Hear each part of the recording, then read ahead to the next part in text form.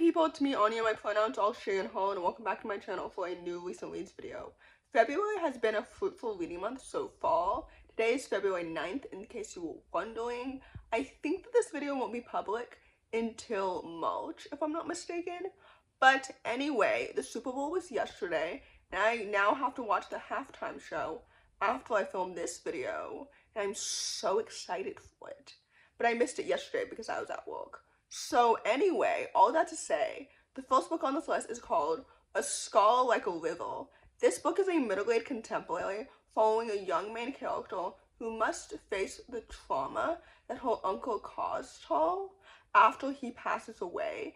And there's a huge trigger warning on this book for specifically CSA, which, if you didn't know, stands for Child Sexual Assault.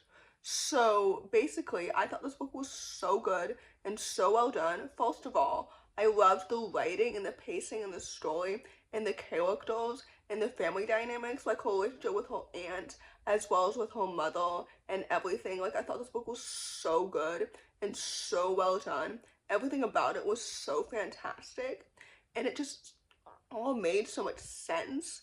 I definitely trusted Lisa's reputation since I've read so many books by her in the past. I used to love her down when I was like in high school and everything, so I was so excited for her to write a new book, and this book was so good and so awesome. So anyway, with that said, I rated this book 4 out of 5 stars, and I would definitely highly recommend it. The next book on this list is called It Lurks in the Night. This story is a YA urban fantasy that follows a young Caribbean main character who goes on vacation, basically, with her estranged best friends, only to return home with 2 of them instead of 3 of them, and then the other one comes back after being presumed dead, but she's a little different. I don't know if that made any sense, and frankly, I didn't like this book, so with that said, here's why. For me to really believe in fantastical or paranormal or magical world building in a modern contemporary setting, there needs to be more showing and less telling. I felt like the world building relied on yapping instead of showing, so that was annoying, and it meant that the world building didn't feel realistic to me, because the best fantastical world building and fantastical settings feel real to me despite them being fictional and fantastical. I've read so many magical fantasy books that I know what a fantastical real world feels like, if that makes any sense, and this book didn't feel like that. So with that said, I didn't really appreciate like the characters or the friendship dynamics or the plot even, because I wasn't really immersed into the world as I should have been, if that makes any sense. And basically, I really preferred the author's previous book that I rated 4 stars, because I ended up rating this book 3 stars, and frankly, it disappointed me. So there's that. The next book on this list is called Freddie and Stella Got Hot. This book is a YA contemporary following a sapphic main character who is attempting to take down her former best friend, because there used to be 3 of them. There used to be Freddie and Stella and Levi, but then Levi became popular and seemingly abandoned the other 2 main characters. So anyway, I liked this book, but I didn't love it. It kind of reminded me of like Mean Girls and Do Revenge and all of those chick flicks from the early 2000s that have like surface level funny characters, but anything super deep. And I think this book was supposed to be campy, and that's not really my vibe, frankly. So anyway, with that said, all the characters just felt one-dimensional, and the plot was engaging and it was intriguing, but since the characters felt one-dimensional, I wasn't super interested in their friendship now, or the sapphic romance that developed between Stella and Levi? No, it's Freddie and Levi, because the book is narrated by Freddie. Stella's the one I don't like. Or, sorry, I don't really like any of the main characters, frankly, but Stella I definitely like the least, and Levi I like the most, and I wish that we got more of Levi's voice in this book? I don't know. Anyway, all that to say, there are better books out there about revenge, about messy, like, dynamics and sapphic love triangles. And with that, I would recommend The Tournament by Rebecca Barrow that I read last year, I think. But, like, basically, I don't like this book very much. And, yeah, it's like if Do Revenge had two white main characters, essentially. So anyway, with that said, I rated this book 3 stars. The next book on this list is called According to Plan. This book is a YA sapphic contemporary following a non-binary sapphic main character who's trying to navigate their anxiety as well as a new romance. And I liked this book, but I didn't love it. I rated this book 3 stars because my favorite parts of this book were the sister relationship. I loved the relationship that they had with their sister. That was cute. And I liked the new romance, and I liked the found family that they found and discovered with this new club that they joined, basically, and organized. I think that those 3 elements were definitely my favorite. Unfortunately, I thought that there would be more closure considering, like, their relationship with their parents. And I wanted more development in that area specifically. But this book is, like, far more lighthearted than I was expecting. I don't know why. I was expecting something deeper. I don't know. I read the author's previous book, The No Girlfriend Rule, last year, and I rated that 4 stars, and I far enjoyed that far more. But, like, with this one, I just wanted more closure with certain areas and stuff like that. So anyway, with that said, I rated this book 3 stars, so take that as you will. The next book on this list is called The Wish Ring Cipher. This book is a new book in a new series, and it's a middle grade, like, urban fantasy, technically. It follows an autistic main character who gets swept up in this fantastical, magical secret society at her middle school. Except that I didn't like this book as much as I was really hoping to. I had really high expectations for this book because of the author's previous middle grade fantasies, but this is her first book, I believe, that's technically set in a contemporary setting.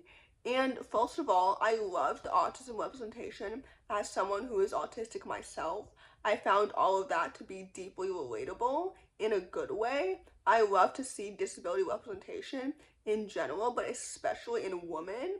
Second of all, I wish that the fantastical world building and then the modern day setting were more connected, because this book felt like it was supposed to be a portal fantasy, but it wasn't really developed well, because since the main character is so young, I don't know, I wanted more closure or more development, really, like with her family in the modern contemporary setting, and more about, like, the other side characters in the group. Like, I felt like the other girl in the Codebreakers world, for example, wasn't really developed super well. And I know there were sequels, which means that there were more opportunities to develop all of these things. But in this one, it just kind of fell flat, which means also that the fantastical secret society stuff also felt underdeveloped overall. So anyway, with that said, I rated this book 3 stars because frankly it disappointed me. I won't be reading the sequels, so take that as you will. The next book on this list is called Until the Clock Strikes Midnight. This book is a YA fantasy following 2 main characters who are on opposite sides of helping a mortal's love life. One of them is helping her love life, and the other one is hindering it. And basically they're posing as an engaged couple. So this book has fake dating in it, but it also has themes of fate versus free will and happily ever after, and what that means to find your own happiness. And I just really enjoy this book so much. First of all, I loved this queer normative world. This author has done a great job historically writing such queer normative worlds in fantastical and science fiction settings, also with people of color as the main characters. I loved the two main characters so much, like individually as well as their chemistry together. Their romance made so much sense, and I loved the pacing and the setting and the writing and the characters and everything. I also really appreciated like the bipolar representation in Darling's character. Like this book is so good and it's so fantastic. Like I really enjoyed every single second of it. I typically don't really enjoy romance-driven fantasies, but this book made so much sense, and I loved like seeing their perspectives individually on their jobs and their assignments and their values and everything, but also seeing them fall for each other was so adorable and it was so cute. So anyway, with that said, I rated this book 4 out of 5 stars, and I would definitely highly recommend it. The last book on this list, and definitely not the least, is called Few Blue Skies. This book is a YA contemporary following a Latina main character who's trying to prevent a major corporation from taking over her town, and she's trying to protect her community and her family. And I thought this book was so good, and it was so fantastic. First of all, I loved the second chance romance in this book because the romantic dynamic made so much sense, and I loved like the writing and the pacing and the characters. Like her relationship with her best friend and both of her parents made so much sense, and I loved like her emotions because I understood everyone's perspective, and everyone's perspective felt so nuanced and so honest and so transparent and just so good because all the characters felt like real people when I understood where each of them were coming from and why she was so frustrated with her mother, for example, and why she like understood everything, and like her pride and her personality and everything was just so good. Like it's not so black or white, you know what I mean? Anyway, this book is so good and it's so fantastic, and I need more people to read it because I loved the plot and the setting and the characters and everything. This book makes so much sense, and I just really enjoyed it so much, and I think that many people would really relate to it. So anyway, with that said, I rated this book 4 out of 5 stars, and I would definitely highly recommend it. So in conclusion, first of all, I hope that you weren't too distracted by my shadow behind me. Second of all, if you enjoyed this video, please don't hesitate to give it a big thumbs up. Comment down below the caterpillar emoji in honor of my very hungry caterpillar shirt that I'm wearing today, if you made it all the way to the end of the video. Thanks for watching. Subscribe to my channel if you're new, and I'll see you in my next video. Bye!